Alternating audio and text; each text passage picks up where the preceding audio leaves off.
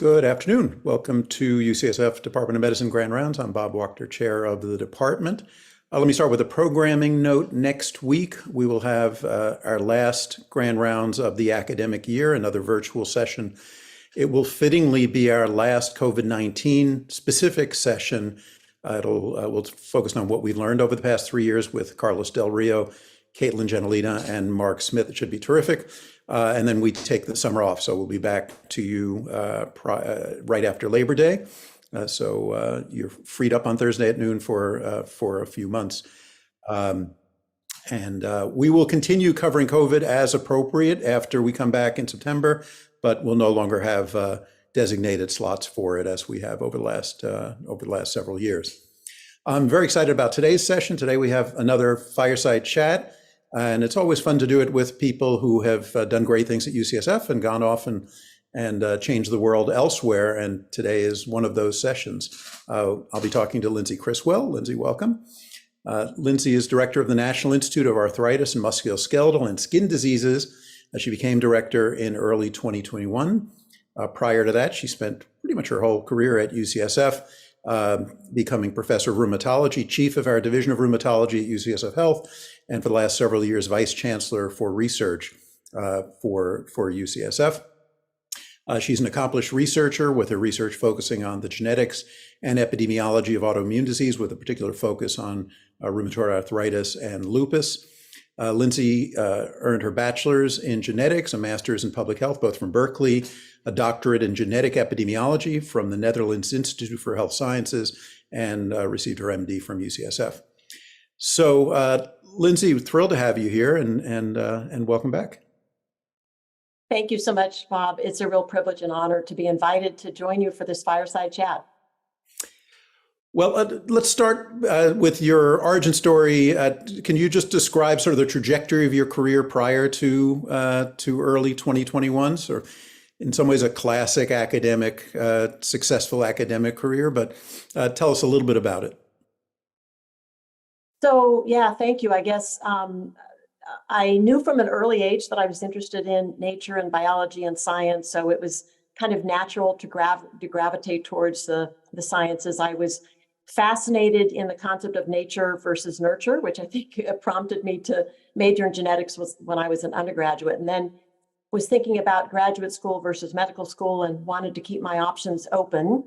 So I pursued medical school. I didn't have any scientists or physicians in my family, so I was a little bit charting this on my own, but had the great opportunity to be at UCSF for medical school. And also, in the interest of keeping my options open, I pursued medicine as opposed to a highly specialized area. And then it was during my internship and residency that I became absolutely fascinated with the systemic rheumatic diseases, scleroderma, and dermatomyositis, and relapsing polychondritis. I was just totally hooked on rheumatology at that point, but knew all along that research was of great interest to me, and I wanted that to be a focus. And when I was training a million years ago, the concept of evidence-based medicine was just a new term and felt very compelling to me. So I decided to focus my research training on the areas of epidemiology and statistics, which is what brought me back to the Bay Area to combine a master's in public health at Berkeley. I was aware of their program with the rheumatology fellowship training at UCSF. And it kind of went from there. I met a genetic epidemiologist at Berkeley who really inspired me, Mary Claire King, who was focusing on breast cancer. And I thought, wow, wouldn't it be amazing if we could apply some of these new approaches to some of the rheumatic diseases? And you said you got jazzed immediately by the rheumatologic diseases. What was it about them that got you so excited? Fascinating presentations, very difficult to manage. We didn't have a good understanding of them, severe impact, just the most amazing presentations. And it just cried out for such tremendous need. There was so much we didn't understand about them. And they shared these features of autoimmunity, but they were very distinct. So it was just absolutely fascinating. Now, you were someone who rose up the ladder at UCSF and eventually became a division chief, and then eventually became in charge of all of the research activities of this enormous place. Had you been thinking it might be time to make a huge career move, to move to the other side of the country, to completely change from a grantee to a grantor, or did this idea come because somebody approached you about it? It was the farthest thing from my mind, especially in the vice chancellor role. I felt very challenged, very fulfilled. And I was kind of thinking, okay, well, I can't imagine anything, that would top that in terms of the fulfillment. And with all of my leadership positions, the opportunity to serve has been a very motivating and gratifying pull. So it checked all of those boxes. I love San Francisco. I love UCSF. I love California. So, but someone reached out to me from the NIH and said, we're looking for a new director. Wouldn't you, please consider? I at that point, in addition to being very happy where I was also well into thinking about renovating my house. I'm going to stay here forever. So the last thing I needed was to be tempted by an offer like that. But at the very last minute, literally at the very last minute, I sent in an application and eventually was invited for an interview. And it was during that interview, I was very fortunate to be able to visit the NIH in person, because this was late January of 2020, just before it became very difficult to travel. But I met with a number of institute directors and just felt right away what stood out was the extent to which they all, just spontaneously volunteered the fact that they could have so much impact in their roles, that it was very gratifying. Challenging transitions for all of them in many ways, but I was at a point in my career where I thought I really am passionate about my work, and I want to make sure that the energy and effort and time that I devote will translate into meaningful change and to have an impact. And I wasn't sure that I could achieve that as fully in the role I had at UCSF, as much as I loved it. So that was really what became the primary attraction, was the impact I could have and the opportunity to serve at that level. And your confirmation for this, is that all within NIH, or does that have to go to Congress or any kind of political process? So it was a lengthy process, but it did not require confirmation by the Senate or the president, but it was very lengthy nonetheless, with all sorts of security and checks. It was an interesting experience. Mm-hmm. So you picked up your life and moved cross country to a brand new job in the middle of the pandemic. How did that go? Well, it was an interesting time to be doing that. This was before virtually anybody was vaccinated, so it was a little bit scary, and I was basically looking for houses online. But to my great surprise, I have loved living in this part of the country. And I now understand what people mean when they say they moved to California. Gee, I miss the seasons. I get it now. It's beautiful here. I love the seasons. But I contemplated for a while, kind of trying to have a footprint on the West Coast and the East Coast. And I decided, I'm just embarking on this new adventure. It's a new chapter. I'm leaving all that behind. So I sold the house that I never got to renovate. And just picked up and moved my whole life over here, and then even ended up moving my father to be close to me here on the East Coast, since I'm the only one in the family that has a connection to the medical world. So that made a lot of sense. And I've really enjoyed living here because of pandemic related issues and getting up to speed in my new role. I still have a lot to explore about the East Coast, but so far I've really enjoyed it.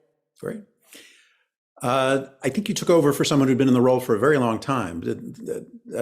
Just maybe describe the circumstances, and also whether that posed any unique challenges or opportunities.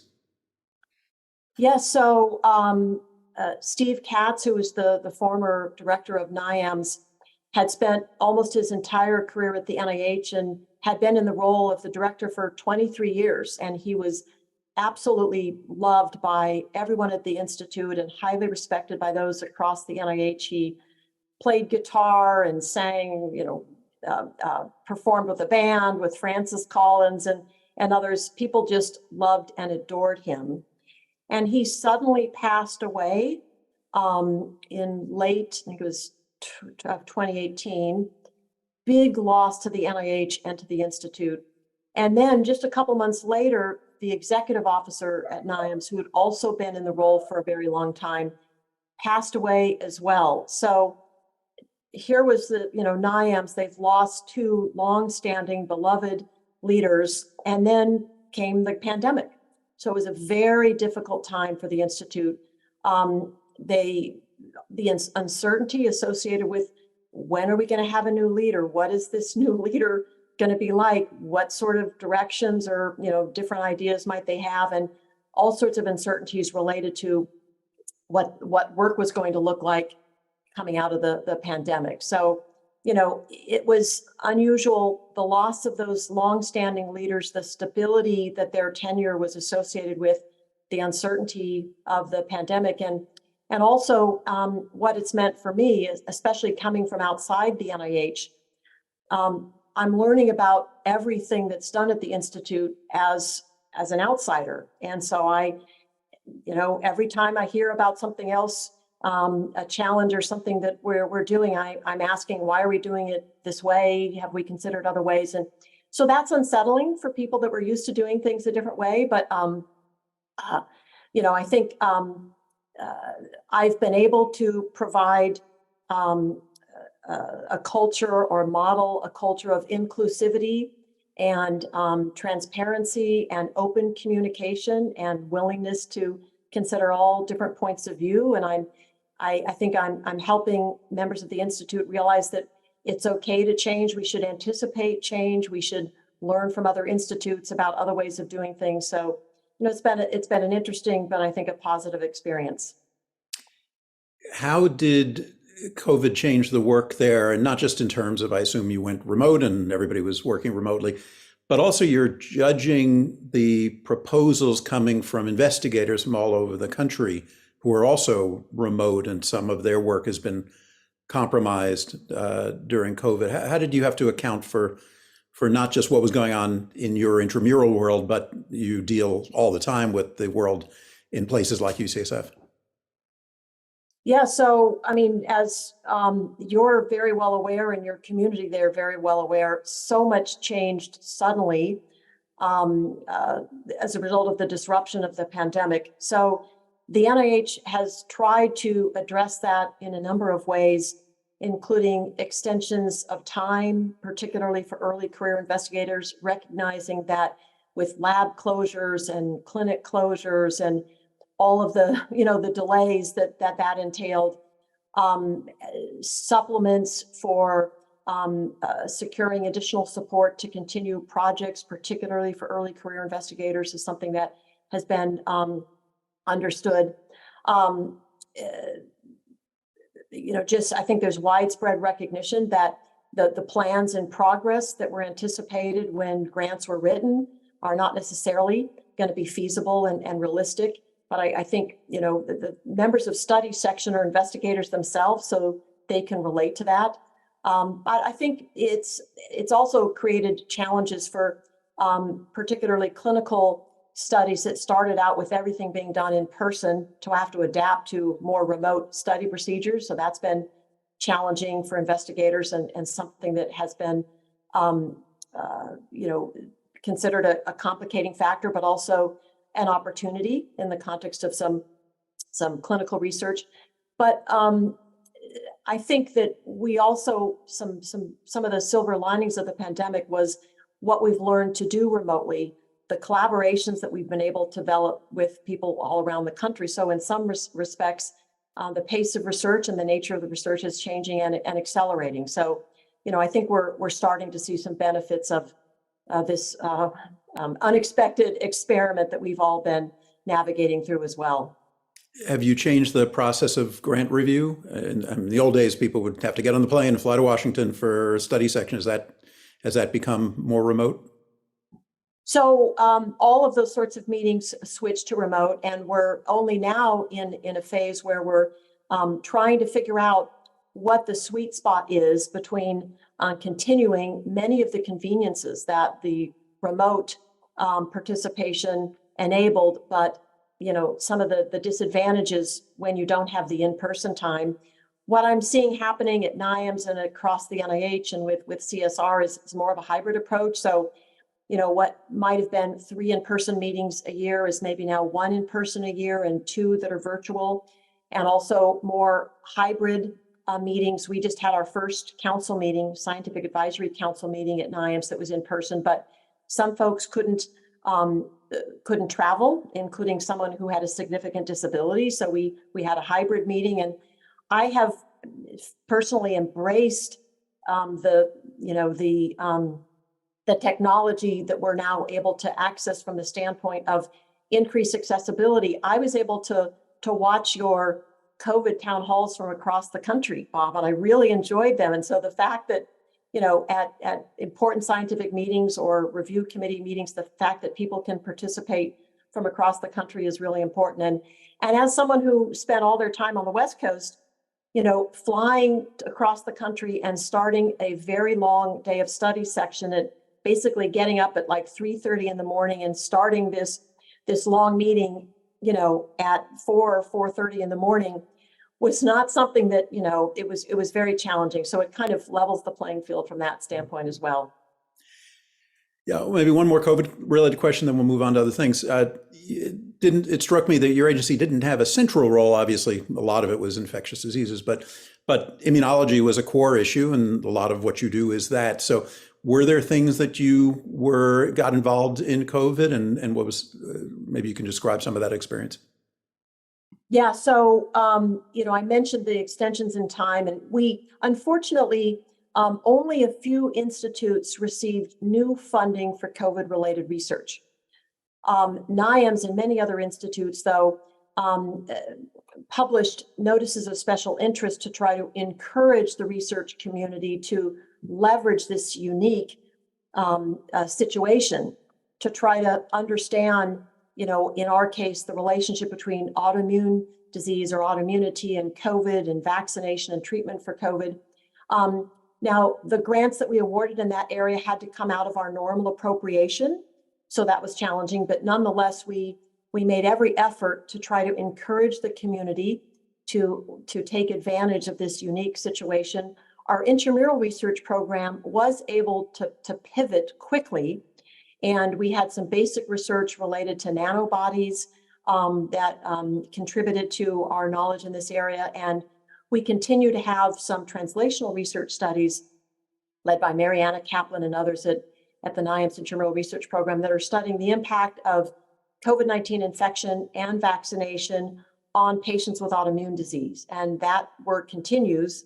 I'm really interested to hear. It's likely going to tell us not simply more about COVID, but the nature of autoimmunity and infection and vaccination, and add to our knowledge there. The other thing I want to point out was some of the JAK inhibitors, baricitinib, for example, were used for severe COVID. And that was a discovery that the NIAMS Intramural Research Program played a very important role in early on in the early 1990s, and was an example of an industry collaboration that proved to be so incredibly impactful. There are now so many JAK inhibitors that are used for autoimmune disease, and now we're learning for other sorts of diseases, including COVID-19. So we were proud to have been able to make that early contribution. Yeah, and I guess the jury's still partly out on how much autoimmunity is involved in long COVID as well. Yes, a really interesting question, and there is a large effort being led out of the NIH called RECOVER. That is, very ambitious, but seeks to try to understand how do we define long COVID? What are the different subgroups of the condition? What are predictors for severe outcomes, et cetera? So will be really interesting to see how that evolves. So turning to some more general NIH-related questions. So the overall budget of the NIH is close to $50 billion a year. Yours is about $700 million, so a little less than 2%. How does being a small agency influence your work and your overall impact? And are things run a little bit more like the Senate, like you've got a vote and so does, the head of NHLBI? Or do they have 10 votes and you've got one, in terms of how decisions are made at the level of the organization? Yeah, so there's several things I'll say about our position relative to others. So yes, we're a relatively small institute, although there are a number of much smaller than we are. And we have a broad set of mission areas. So I like to kind of kid my colleague who's the director of NEI. So their large institute focuses on the eye, and we're covering arthritis and skin and musculoskeletal conditions. So we have a broad set of mission areas. And that, in conjunction with a relatively small budget, makes it really challenging to fund all of the work in our mission areas that we would like to. We have a tight pay line as a result. So what it means for us is that leveraging other resources that are available to us becomes critically important, more so than the larger institutes. Some of the larger institutes can kind of create infrastructure and resources and fund projects on their own in a sense, but we're more dependent on collaborations and partnerships, which I think is the way to go anyway. So for example, we can leverage the substantial funding that Congress has provided to the NIH as part of the HEAL program that is helping to end addiction long-term. We can leverage those dollars to support research in areas relevant to our mission areas, and we've been very successful. We're leading a very large effort related to low back pain, which has proved to be important cause of chronic pain and opioid addiction, and that we still don't know enough about. We've initiated another HEAL program called Rejoin that focuses on mapping the nervous system connections in tissues, different tissues in the joint. We've leveraged common fund support for a large effort called MotorPack, molecular transducers of physical activity, et cetera. So partnerships become critical, and being strategic and opportunistic to leverage those dollars. In terms of how the NIH operates, it's highly collaborative. So one of my goals is to develop some sort of a collaboration or partnership with every institute at the NIH. And that is not difficult. There's so much overlap in our areas of interest. A recent example, NIEHS has received some new funding for climate change and health, and absolutely, the environment contributes importantly to autoimmune disease. So we have we're partnering with them on an effort. The Office of Research on Women's Health received new funding from Congress following a NASM report that highlighted opportunities and gaps in the area of autoimmune disease research. So we're partnering with them on a new autoimmune disease related effort, et cetera. So it's a rich environment that allows us to extend what we can do beyond our relatively modest budget. You may not be able to answer this fully, but when you brought up back pain, I'm reminded of the early story when AHRQ did some back pain research, and the results were not particularly supportive of back surgery, and the back surgeons went a little bit crazy with a lot of lobbying, and then Congress got involved and threatened to zero out ARC's budget and all that. How much politics is there in some of these decisions? How much do you have to sort of pay attention to what the outside world is thinking about what you're doing? And I imagine because you are on the smaller side, maybe a little bit less of it, but I wonder if it does come up. Yeah, it's interesting you mentioned that example from the past. So the back pain program recognizes that we're not doing well in treatment of back pain because we're not considering it holistically. All of the different inputs and outputs. And in fact, UCSF is playing an important role in this effort, and they developed a theoretical model that considered a very large number of endogenous and exogenous components and seeks to very deeply phenotype individuals to try to understand, what are the different causes of low back pain, different treatment regimens, et cetera. To be honest, aside from the fact that our support comes from Congress, and there is recognition that new requests or funding from Congress often relates to topics of interest to them, and sometimes they're interests on the part of individual members of Congress who become champions for a particular disease for personal or family reasons, for example, or just problems that are so important, like the opioid epidemic, that they rise above, all the individual considerations and result in additional funding. That's, but I think for the most part, we've felt relatively free from politics.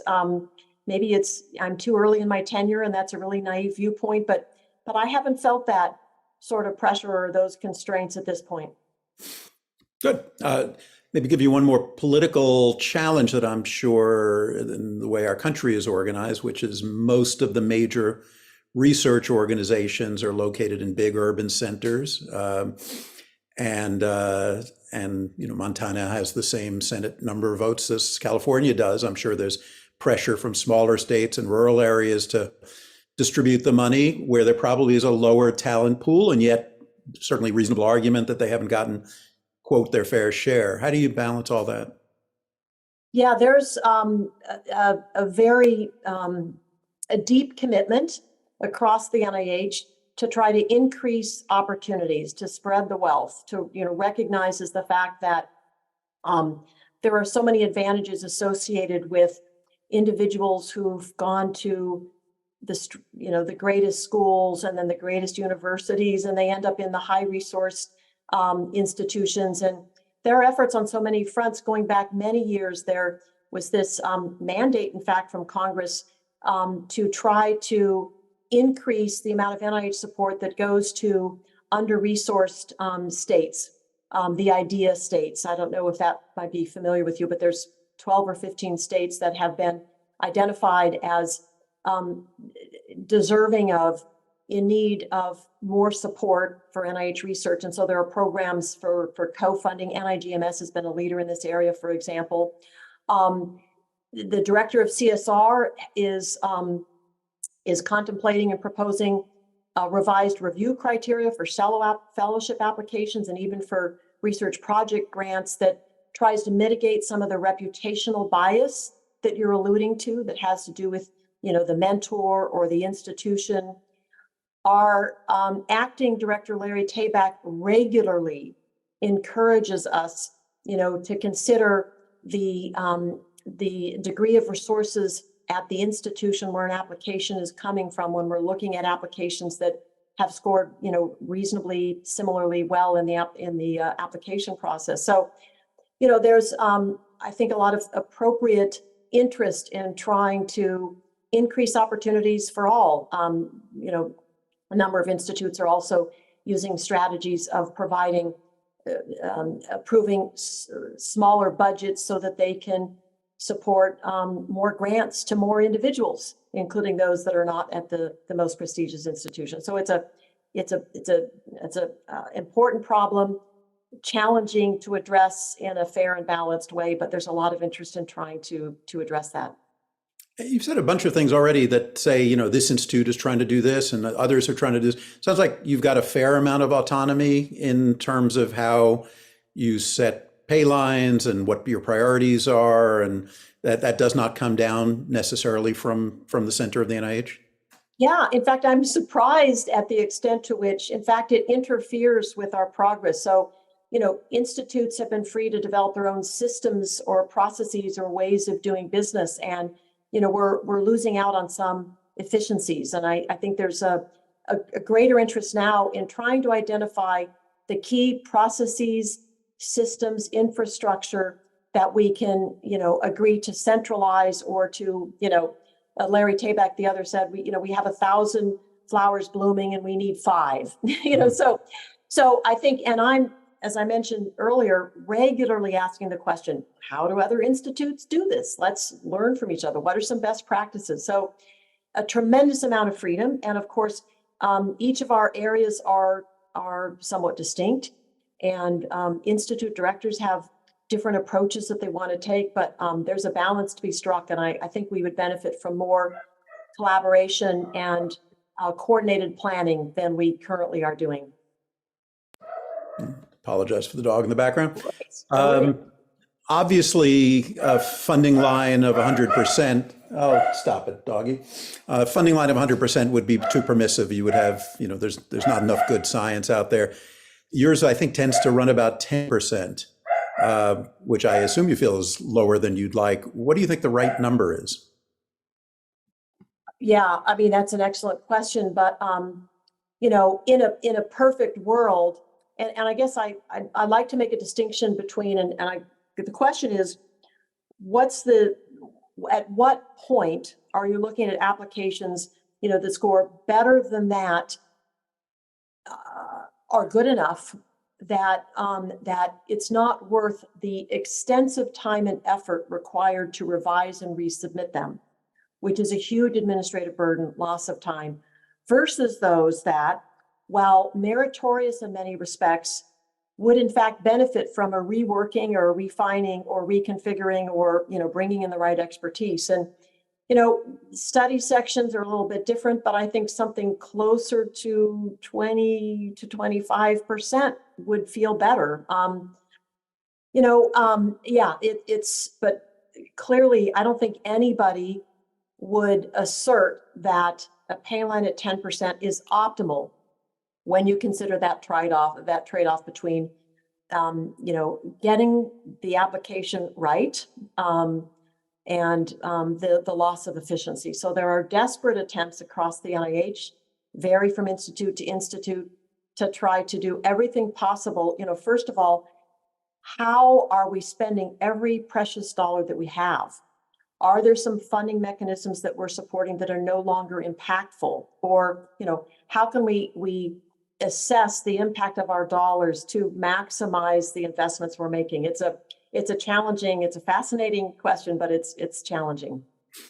And you've already mentioned a couple of areas where you're trying to sort of enhance the funding, or maybe even, you know, sort of not look at the pay line so much as to say we want more rural states or underrepresented people or junior investigators. But that is a zero-sum game. And so it means the pay line for everybody else goes down. That must be a sort of daily tension to try to figure out how to get that one right. Yeah, you know, and I like to quote the director of CSR, who, you know, Tell folks, by the way, what CSR. You've now been in Washington I'm so long enough. You're sorry. using a lot of acronyms. So I'm tell us what CSR is. sorry. Yeah, that was one of the things that made my transition to the NIH difficult, is a million of these acronyms and abbreviations. So my apologies. CSR is the Center for Scientific Review. This is where the central review of applications is organized and directed under. The director of CSR has just been doing some fabulous things to try to improve the review process, to mitigate bias, et cetera, et cetera. But this issue of the pay line and how important is the score that comes out of those study sections? There are, you know, a variety of opinions about that, but I think the director of CSR got it right when she said, you know, I can't quote her exactly off the top of my head, but she basically says that, you know, the notion that applications that have scores that differ by a few points are scientifically different or you know, different in terms of their merit is absolutely false. Really, what needs to happen at the institute level is you consider the score, very important, and then you read the summary statement, which provides additional context, you know, the nature of the strengths and weaknesses, the extent to which there were differing opinions. And then you consider what are the priorities that the institute has identified, emerging opportunities, gap areas. The study sections that are reviewing these aren't charged with that perspective. So we have to consider the score in the context of these other things. And that's, you know, an important role that the institute and the institute leadership play. So one way to address that is to reserve some funding for a process that is sometimes referred to as select pay. That is a formal process where you consider applications that didn't make the pay line for recommendation to be nominated for funding for certain reasons. An early stage investigator, a gap in a portfolio, you know, a priority area that was identified in the process of the strategic planning process. So I'm interested in thinking about that more carefully, so that we aren't unduly influenced by the score, which is very, very important. But I also would like, in the interest of decreasing the time that investigators have to wait before they hear where their application be funded, they have this process occur during the year instead of at the end of the fiscal year when you know how much money you have left over. So there's an art to this, and there are so many parameters. Another parameter, of course, is how much money you put into individual grants. Some institutes have provide various types of administrative cuts or caps to extend their pay lines, to increase the number of people, the number of applications that they can fund. So, you know, it's we're doing a lot of modeling and trying to understand how to optimize the funding decisions that we're making using the tools at our disposal and the constraints that we have with our budget. Makes sense. You mentioned trying to combat bias. Obviously, the last several years has been a huge emphasis on equity, including equity in this process and diversifying the pipeline of investigators. What are some of the specific things that you're doing in your institute or NIH is doing more generally to deal with that particular issue? Yeah, so one of the values that we embrace at NIAMS and across the NIH has to do with the diversity of perspectives, and that requires a diverse workforce, diverse research teams, and so we are, as we are able within the constraints of legal advice and even laws, making clear, being explicit about our goal to ensure diverse research study populations, diverse research teams, diverse investigators.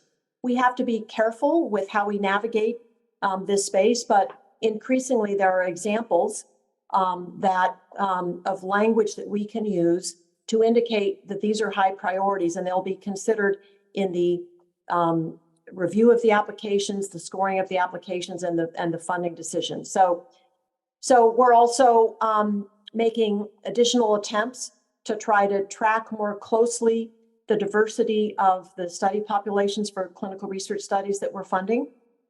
It's not enough, you know, for someone to say, okay, well, this is the convenience, you know, this is the population at hand, and they look like such and such, and so I'm going to do my study. Well, if that's not a diverse population, or if it's not representative of the disease that you're trying to make progress on, you know, that's not good enough. So we're, you know, our expectations are higher. Now, we want to support investigators to help with this, and there increasingly are resources, part of this infrastructure that was developed in the context of the pandemic, when it became, you know, critically important, of course, to have diverse populations in some of the COVID and vaccination studies. So we're trying to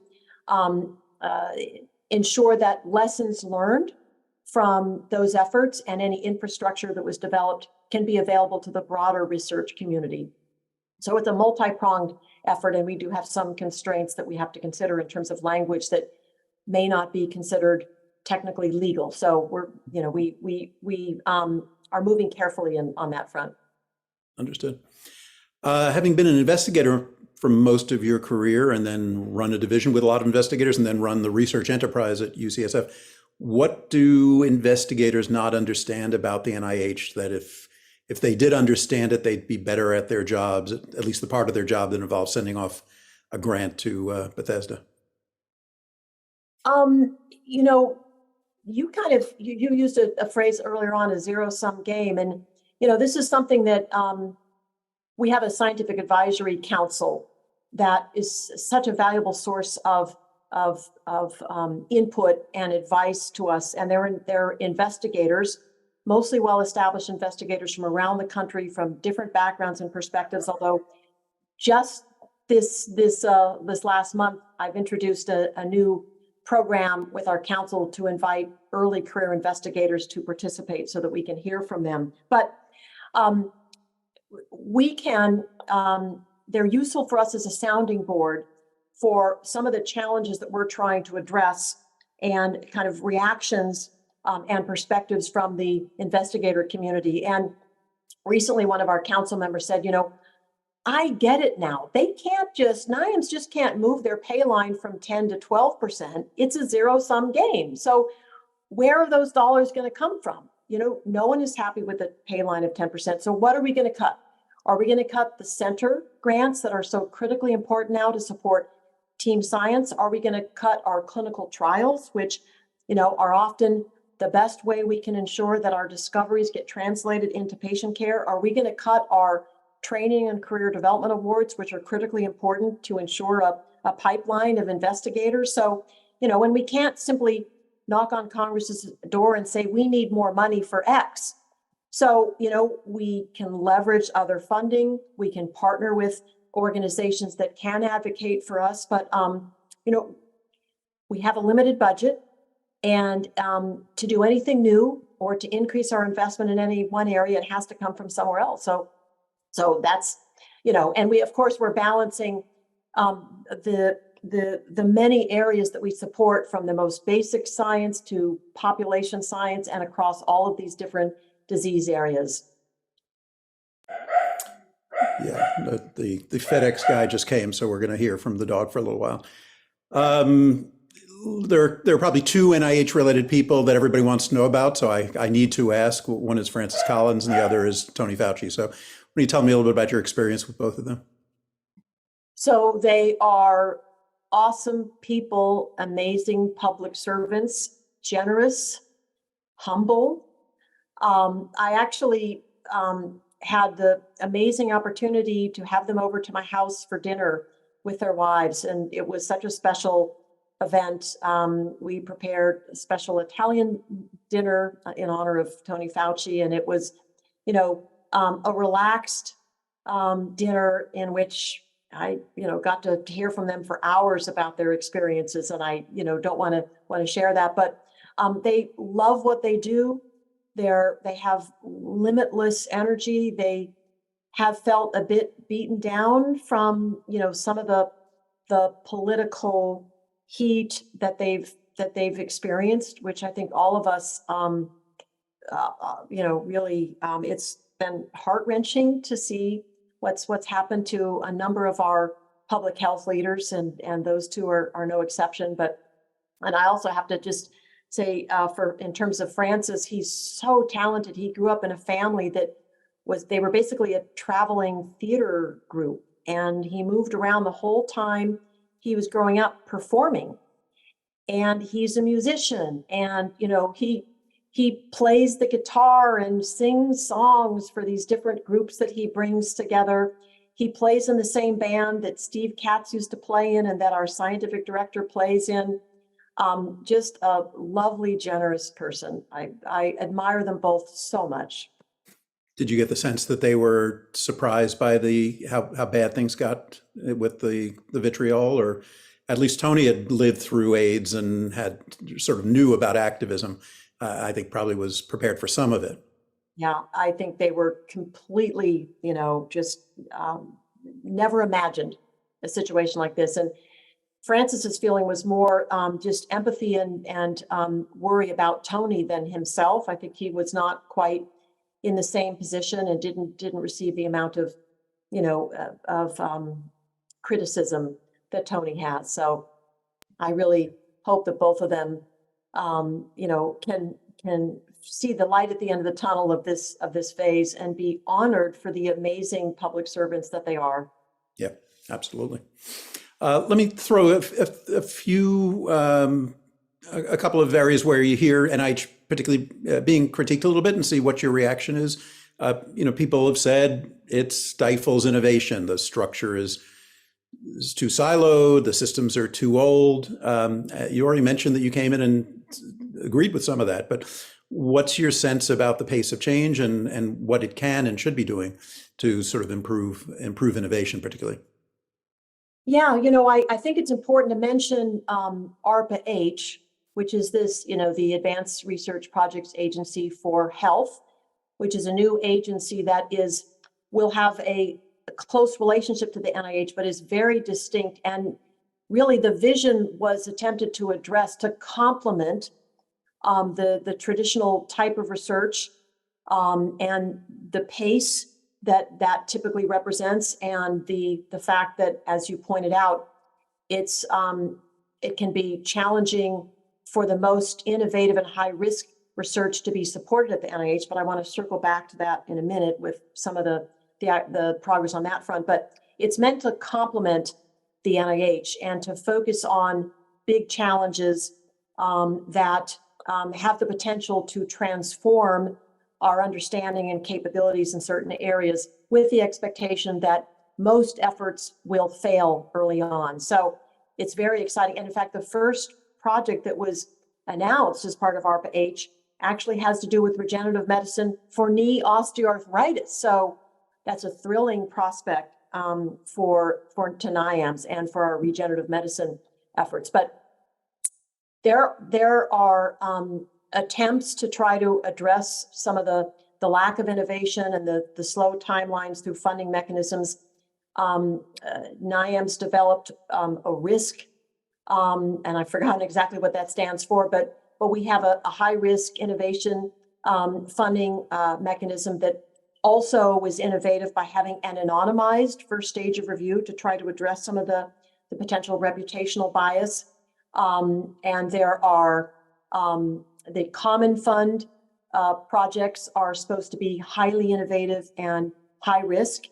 And there's now discussion about new types of common fund projects that might be on shorter timelines to address kind of the long timeline that these programs typically are on. There are also a number of funding mechanisms, NIAMS participates in some of these, that recognize that there are some research opportunities that you have to act quickly to leverage. So for example, a clinical trial, if there are additional samples or data that, if they could be collected during the course of that clinical trial, could expand our knowledge in this area, you can't wait 2 years for an application to be written. So there are separate mechanisms at NIAMS and across the NIH to leverage that recognize the time-sensitive nature of these sorts of research opportunities. So that addresses, some of the traditional challenges. But Francis Collins talked about this a lot. The fact that there still is,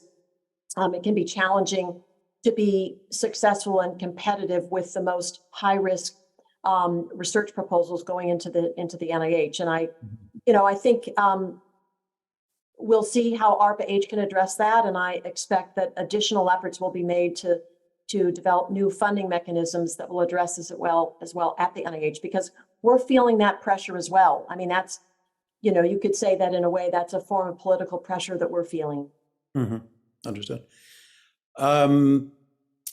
Maybe one area that certainly investigators critique constantly is the NIH cap, and which is in some ways the bane of many investigators' existence.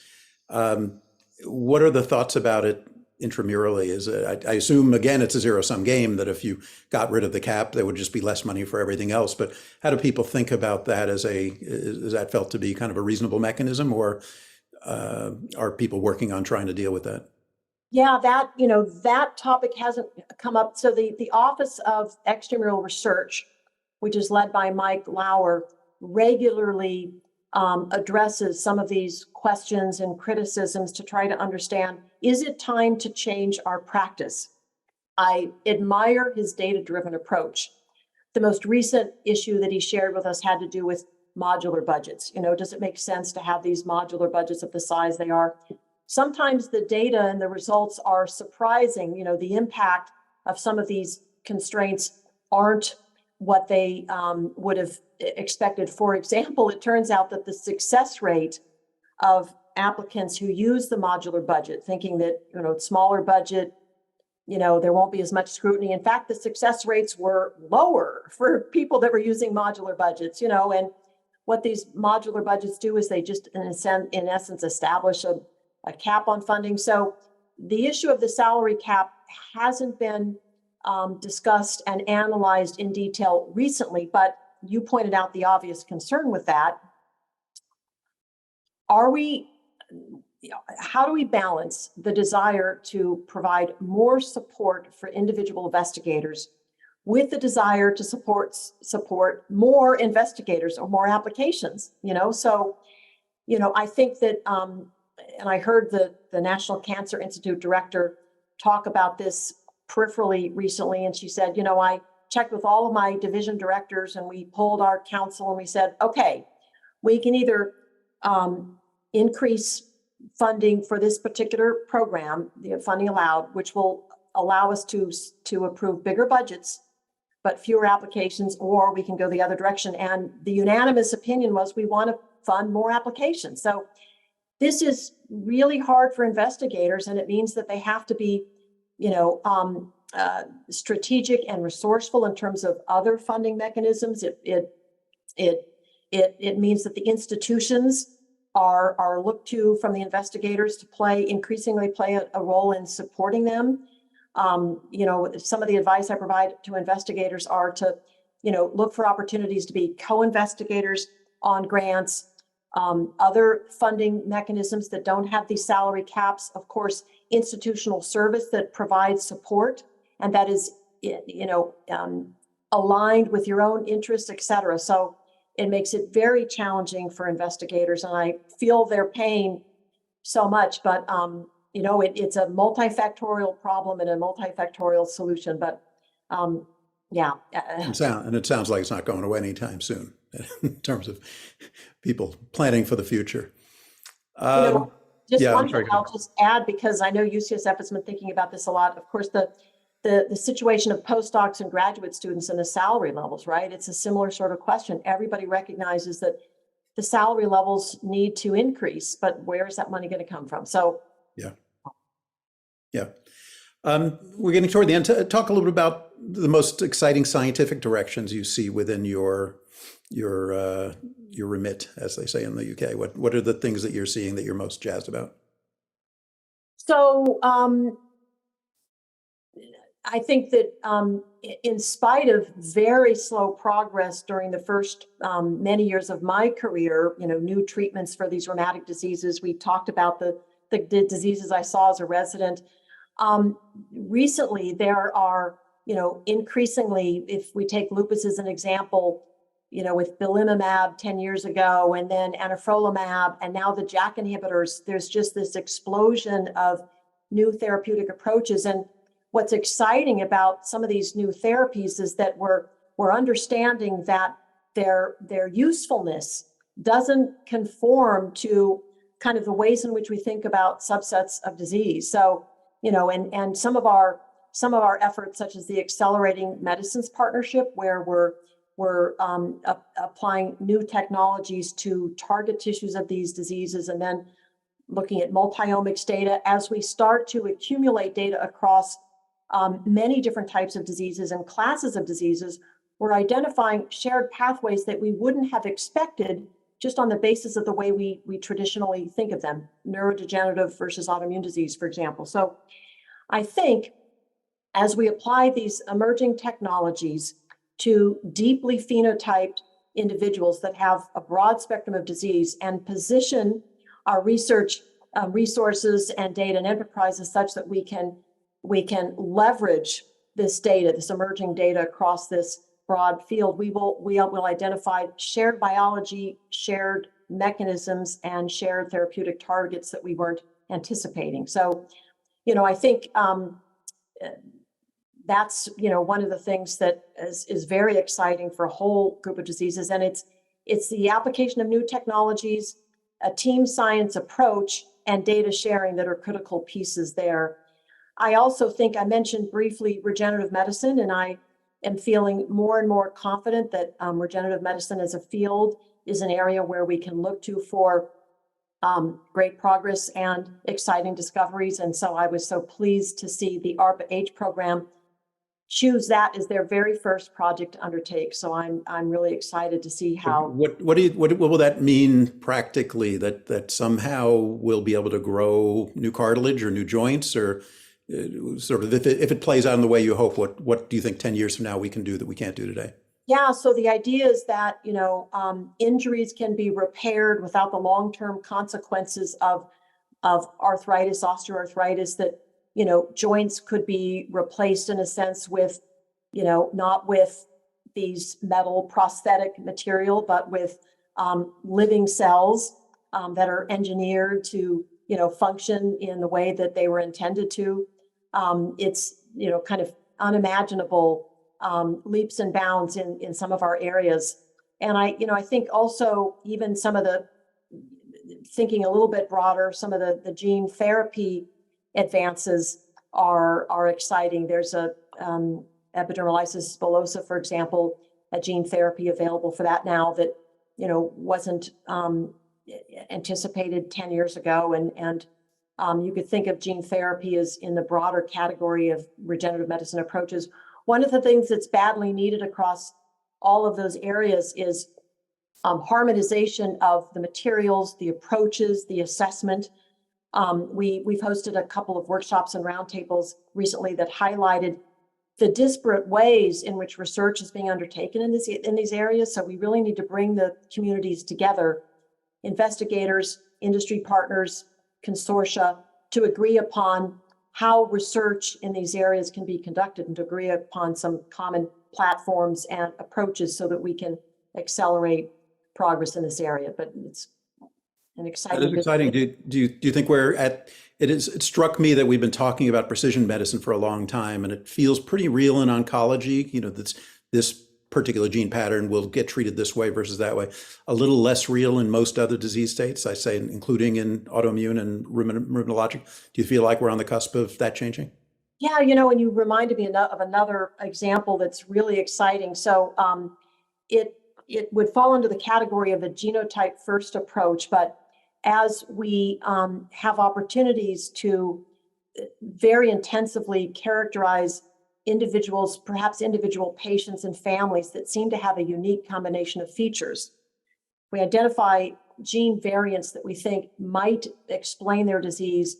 We can look across a broad spectrum of diseases to identify some common underpinnings. And a recent discovery that is a beautiful example of this is this new syndrome called VEXAS, which I won't spell out what it stands for, but it turns out that somatic mutation in blood cells in this gene UBA1 explains this syndrome, which is an autoinflammatory process, but mimics many other diseases. And we now realize that people that either had an undiagnosed condition or that were diagnosed with relapsing polychondritis, we now realize they have VEXAS, and it was from, taking a different approach, a genotype first approach in that case, and then leveraging the, increasing amount of data that we have of well-characterized humans with deeply phenotyped humans with exome or whole genome data. So I'm really excited. And once again, we're now able to kind of, the idea, this is also similar to this idea of a new taxonomy of disease that is based on molecular, the molecular basis of the disease. And as part of the Accelerating Medicines Partnership Program, we think that moving forward, we need to take the systems biology of inflammation sort of approach to discover some of these common pathways that, for which our current disease definitions and boundaries interfere with our ability to make progress. So very exciting. Let's end with when we spoke the other day, you mentioned that when you got to the NIH, you recognized that UCSF was perceived in maybe a slightly different way than you understood when you were here. So tell folks how you think we are perceived in the NIH. Yeah, well, first of all, I felt that having been at UCSF really prepared me well for this role, and that surprised me. But UCSF is so highly respected at the NIH. I had no idea. For the first 6 months or so when I would be introduced, it was always Lindsay, new director of NIAMS from UCSF, and UCSF occupies this sweet spot. It's competitive with, it's in the same category of the Stanfords and the Harvards, but it's a public institution. And that makes us special and different, and it's really highly respected. I feel prouder than ever for, the privilege to be from UCSF. And I do try to not, I'm constantly saying, well, at UCSF, we did this and UCSF does that. And, I try not to do that too much, but yeah, UCSF is just held in very high regard at the NIH. And I was so pleased to discover that and hope you can all take that to heart. Yeah. Yeah, until you said that, I hadn't thought of the kinship that NIH is a public institution as well, and we share that with them. It never dawned on me that that's actually true. Well, Lindsay, thank you for taking time to describe your journey and the wonderful things you're doing, and we're proud of you. And it's great that you're doing this, and I'm glad it's so satisfying and interesting, and you're making such a great difference. Really appreciate it. Well, thank you so much for the privilege of joining you. And I have to say again, Bob, I've really, your COVID town halls have been so informative, and I just applaud, the impact you've had on that front. Thank you. So thank you so Nice much of for you. your contributions. Appreciate it. Be well. Again, next week, we'll be back with our last COVID session, our last grand rounds of the year. We'll talk about lessons learned from the past 3 years. And until then, stay safe. Thanks so much.